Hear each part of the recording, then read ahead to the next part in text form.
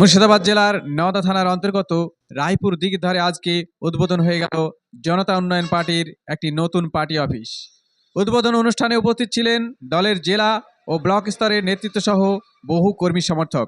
দলীয় সূত্রে জানা গিয়েছে, আজ বিভিন্ন রাজনৈতিক দল থেকে প্রায় 200টি পরিবার আনুষ্ঠানিকভাবে জেইউপি দলে যোগদান করেন। নতুন সদস্যদের হাতে দলীয় পতাকা তুলে দিয়ে স্বাগত জানান ব্লক নেতৃত্ব। এই জনগণের দাবি, উন্নয়নমূলক কাজ ও সাধারণ মানুষের পাশে থাকার অঙ্গীকারে অনুপ্রাণিত হয়েই বহু পরিবার আজকে জেইউপি দলে যোগদান করেছেন। অনুষ্ঠান ছিল উৎসবের আবহ। দলীয় কর্মীদের স্লোগান ও সমর্থকদের উপস্থিতিতে রায়পুর দিঘির ধার মিছিল মুখর হয়ে ওঠে। নেতৃত্বের বক্তব্যে উঠে আসে এলাকায় সংগঠন আরও মজবুত করা এবং আগামী দিনে জনসংযোগ বাড়ানোর পরিকল্পনার কথা। স্থানীয় রাজনৈতিক মহলে এই যোগদানকে খুবই তাৎপর্যপূর্ণ বলেই মনে করা হচ্ছে আগামী দিনে। রায়পুর থেকে বাপি শেখের রিপোর্ট, নওদা টিভি 24।